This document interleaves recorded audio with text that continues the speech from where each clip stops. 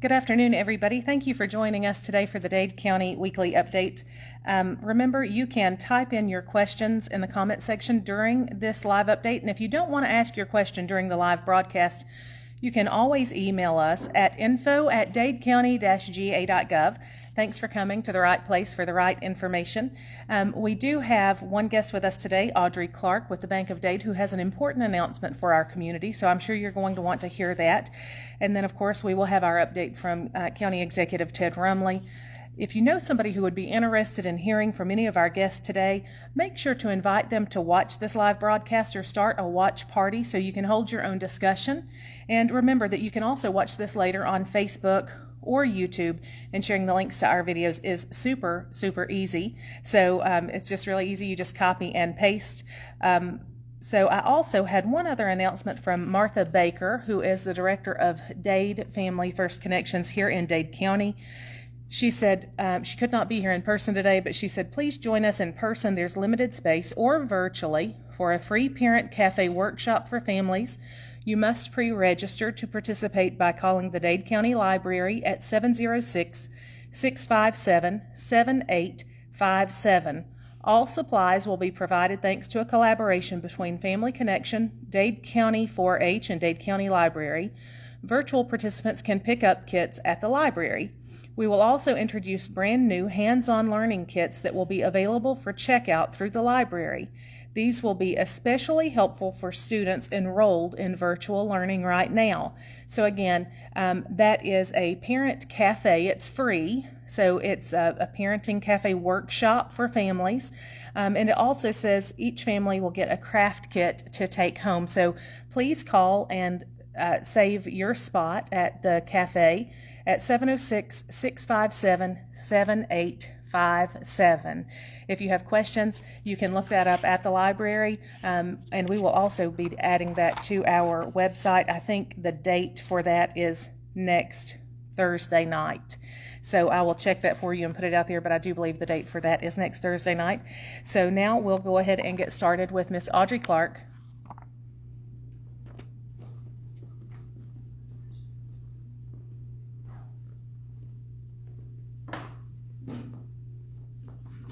Good afternoon, everyone. Guys, thank you for inviting me to be here. I'm here to share some happy news and give you some information. We have found and learned that the Bank of Dade will get to present the 2020 Lit Christmas Parade. We're very excited about that. The information goes as follows. The theme for this year will be a holly jolly Christmas, which we all need desperately, I do believe. We have the date scheduled for December the 5th. That's a Saturday. It will be in conjunction with all the other goings on that we're going to do in the county with the grand illumination and everything. We'll line up at the North Industrial Park at 5 o'clock. That's when the lineup will begin. We'll begin the parade at 6, and we will have the high school band leading the parade this year. We're very excited about that as well. We have a couple of guidelines for this year being the year that it is, and we do ask that anybody that participates or joins in the parade have your vehicle or your float, whatever it is, have lights on it if at all possible. We have a couple of recommendations we've been asked to pass along, and that is that we recommend that only a small number of people work on a float at a time, and that participants wear a mask. You're kind of encouraged to do that, to wear a mask and do some social distancing. And if you have symptoms of COVID, please do not participate.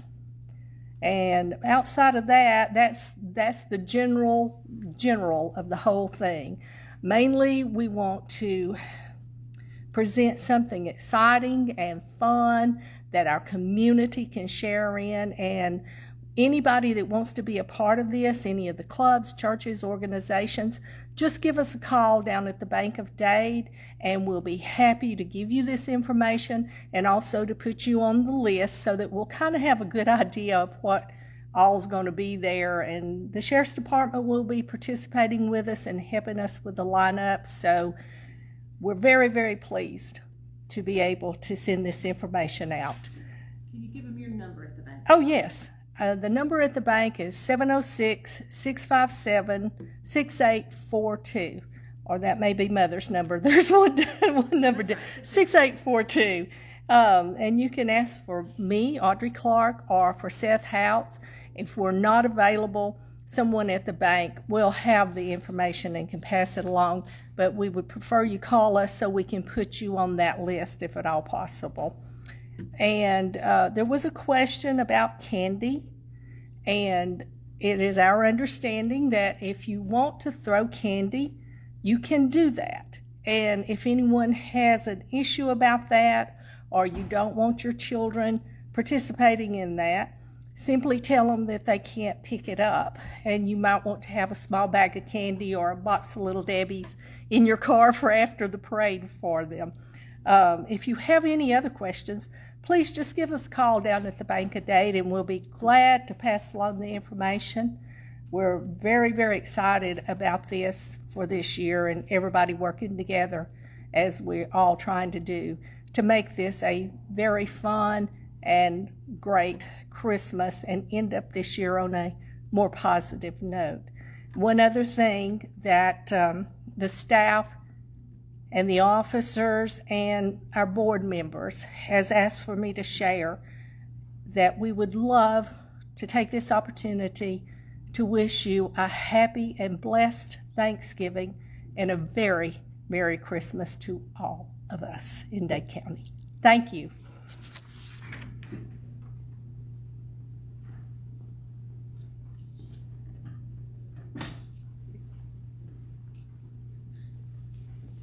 Good afternoon. Hope everyone's having a great day today. It's fairly nice weather out there. It feels just about right. Not too cold, not too hot. I'll go over a few things here before we go into our COVID report, but I want to touch bases on three different real positives in the county that's happening. I've talked about that on Evan's show this morning and last week also, but they did begin construction on the Dollar General today, or supposed to have started today. They got everything, all the permitting, picked it up yesterday, and they should have started, or at least been out there today with the equipment. It's actually due to open. Supposedly what the company said, they've got to turn the keys over to Dollar General, the people that are building it, on April the 1st. If weather permits, they said it probably be 2 or 3 weeks earlier than that. So that's kind of the date of opening. Would probably be a couple of weeks after that, but that's good news. And we did report to you that the Fred's property down here has sold. That company that actually owned it, at least it to Fred's, they called me a week or so ago, and they did tell me that it had sold, and some major company has bought that represents different businesses, and so they're whatever they would not share with me, and I don't even know whether they really knew right then what's going in there, but you look for something to really move on that pretty soon. I'd say before spring. And of course our Tractor Supply, they finished the demo. Mr. Lawson had that contract. He got out of there, and they are doing the erosion control. That's the next step to it, and hopefully they'll finish that up in a week or so. And as soon as they get that in, they will begin the real construction of that property. So that's three really positive things that's happening right here in the dead of winter, you might say. It's a good thing though. I want to thank all the poll workers here too that in the county that really worked hard these past weeks and last night, or election day. They did a really good job. Had very few complaints. Most of those are just really minor. We were fortunate. We only had one person that came in with the COVID that we, I don't know whether all of you out there realize it, but if you came in and actually explained to us or to the poll workers that you did have COVID, you still would, they still had to accommodate you and let you vote in a precinct. So there was only one incident that went real smooth. They masked them up, had a shield, came in, and it was really quick.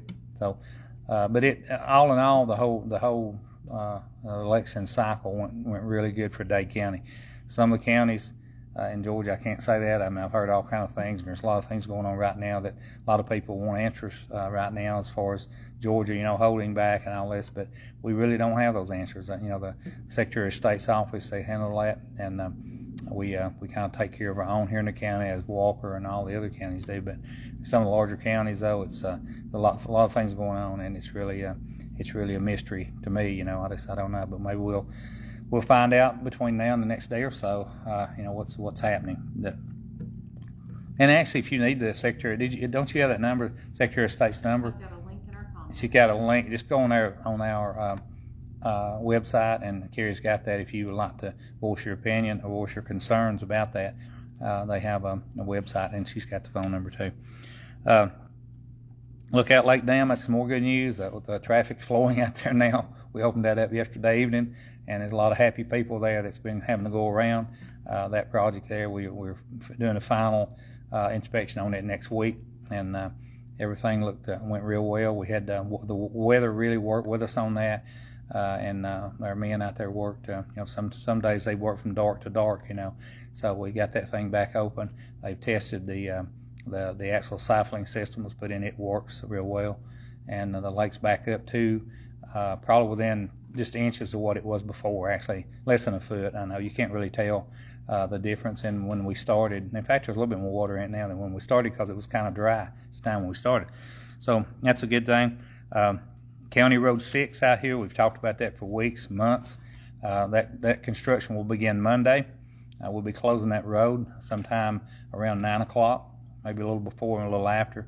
We'll have a signage up, have police officers up there the first day directing people to go around. That road will be shut down probably around a month, hopefully not any longer than that, but it could be up to 2 months. It's just according to how the process goes as far as the drilling of the holes. Mr. Frank Wallen down here that owns the drilling company in south of us, they're doing the drilling for us just as they did on Burkhalter Gap up here, and also on the other repair that we did on County Road 6.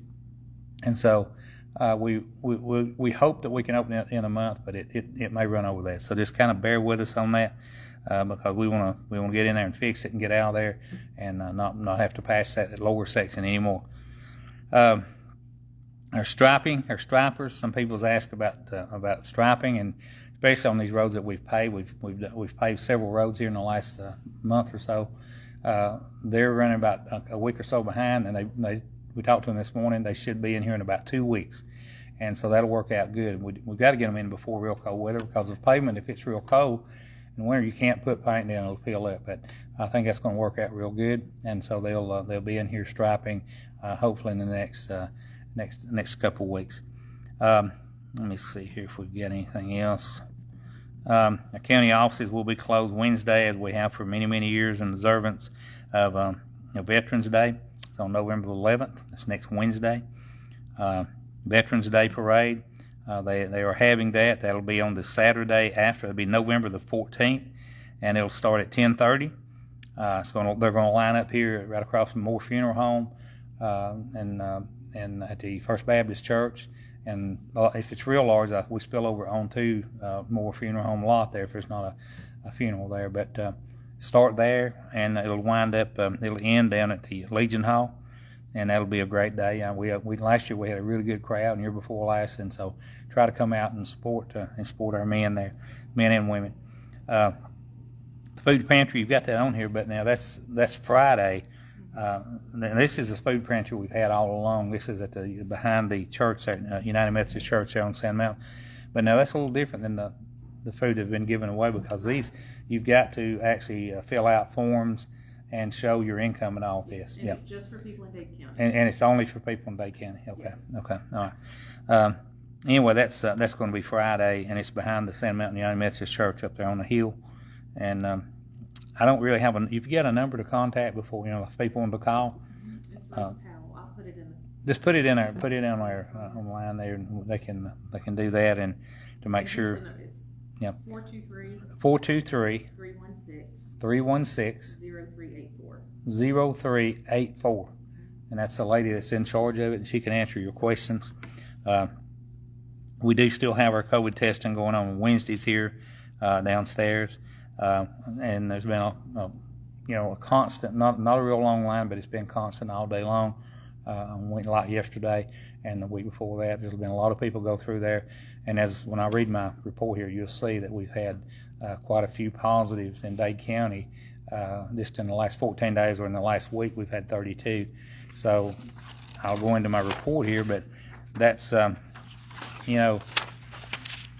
that's even more reason that I keep saying, you need to not let your guard down, wear those masks, and try to social distance. I mean, it sounds, people keep saying it sound like a preacher after a while trying to preach something, but you need to listen. This is here. It's real, and we've had 6 deaths here in Dade County. Which people say, well, that's not a lot. Well, yeah, it is. One death's a lot to me. But anyway, I go into our report here in our county, in Dade County. We're up to 390 as we speak today. Last week we were at 356. In the last 14 days, the last 2 weeks, we've had 52 positive cases here, and most of them were tested through our department here, through our health department. Had 6 deaths, and we've got 23 hospitalizations. In Walker County, they're up to 2,007 in Walker County, and last week they were at 1,894. Now they've had 208 positive cases in the last 14 days, test positives. Catoosa County, they went from 1,444 to 1,538, and they've had 170 in the last 2 weeks test positive in Catoosa. Chattooga County, they went from 944 to 996, and they've had 103 in the last 2 weeks, last 14 days. Whitfield County, which is quite a bit larger than Dade County, of course, they were at 5,469 confirmed cases. Last week they're at 5,833. But in the last 2 weeks they've had 654 confirmed cases, positive cases in Whitfield County. Gordon County, they were at 2,387 last week. Today they're at 2,527, and they've went up 282 positive cases in the last 2 weeks. Floyd County, they went from 3,975 to 4,220. They've had 463 positive cases in the last 14 days. There's still 1,951 unknown or counties that have not been linked to these people, the addresses. So far in Georgia, we've had 8,072 deaths with 32,042 hospitalizations. So just since yesterday in the state of Georgia, just in one day, 24-hour period, we've had 1,890 cases. We've had 44 deaths and 149 hospitalizations. That's just since yesterday. Moving down to Tennessee, Hamilton County, our neighbor here, last week they were at 12,057 positive cases. Today they're at 12,652. They have 970 known active cases in the county as we speak today. And there's been 11,569 recovery out of that 12,652. And I've said this before, I wish we had those numbers in Georgia and Alabama, but they do not produce it. They do the way they're set up, it will not let them produce those numbers. Also in Hamilton County, they've had 113 deaths. Marion County, they went from 809 last week to 867. They have 95 active cases in Marion County today. They've had 758 recoveries out of that 867, and with 14 deaths. Grundy County, they went from 585 to 628. They've got 56 active cases as we speak. They have 558 that have recovered out of that 628 with 14 deaths. Sequatchie County, they went from 357 cases to 391. They have 52 active cases. They've had 334 recoveries out of the 391, and they've had 5 deaths. That's in Sequatchie County. Meigs County, they went from 333 to 354 today. They have 49 active cases. They have 297 recoveries out of that 354 and 8 deaths. Moving to Bradley County, they went from 3,667 to 3,850 in Bradley County. They have 290 active cases with 3,536 recoveries out of that 3,850. And they've had 24 deaths in Bradley. Moving down to Alabama, we're in Jackson County. That's one of our neighbors here on the mountain. They were at 2,253 last week. They're at 2,422. They've had 21 deaths, and they've had 345 positive cases reported in the last 14 days. That's a lot. Of course, Jackson's a big county, though. DeKalb County, they went from 3,554 last week to 3,790. They've had 31 deaths, and they've had 489 cases reported, positive cases reported in the last 14 days. So, the numbers are definitely not going down. They're creeping up, and as cold weather gets here, the predictions are things will get even worse. The numbers will even go higher. So, as I said before I gave you a report, try to use common sense when you go to the events, when you go to the parade, or anywhere that you're around people. You can have people, you can be standing by people there that a person that's a carrier, and they don't even realize they're even sick.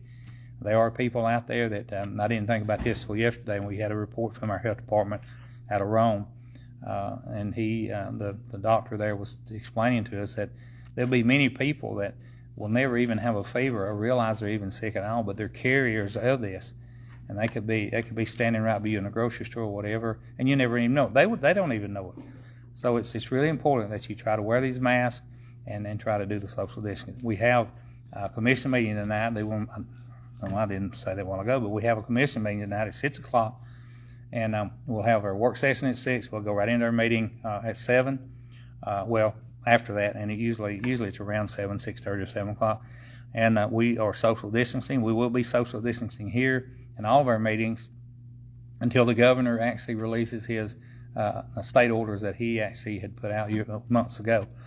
But we'll have that. Our commissioners, we will be sitting. We're in a room here now, 6 foot apart, and we'll only be able to get, just like we have in the last several weeks, probably 10 people, 12 people, I don't know, whatever we can do to be legal and be safe.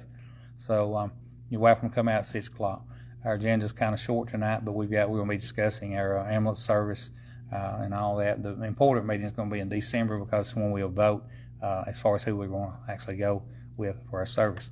So anyway. It will also be on KWIN and Facebook. Oh, yeah, that's right, yeah. It'll be actually live if you want to stay home and watch the meeting tonight. On KWIN, and also on Facebook, it'll be streamed live.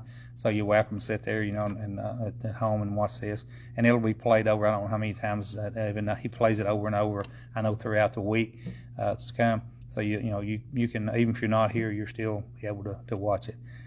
My number, if you have any questions, is 667-8999. That's here code 423. It's my cell number, and the office number here is 657-4625, and the area code 706. We'll be back next Thursday with this report, and then Thursday morning we're on Evan there for a few minutes to give you kind of an update.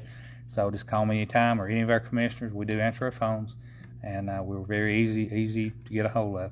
So we appreciate you watching, and I hope this has helped some way in keeping you informed. Yeah. We have a question. What now? We have a question. Oh, you do? Go ahead. So we do have one question. It seems like people are excited about the possibility of Dollar General coming to Davis, and of course the Tractor Supply Company. There's a lot of big talk about that. People are really reacting to that. The question is, what is coming to the end of McKeag Road across from Food City? From what I understand, that's property was sold, and there's going to be a motel or a hotel. And they say it's going to be a little bit larger than a motel. And possibly a restaurant involved. Now that's what I understand. I don't know any. They're not really shared as far as the type hotel or the name, but it'll be one of the larger chain hotels chains, and that's what we know right now. Yeah. All right. Okay. All right. Thank you so much.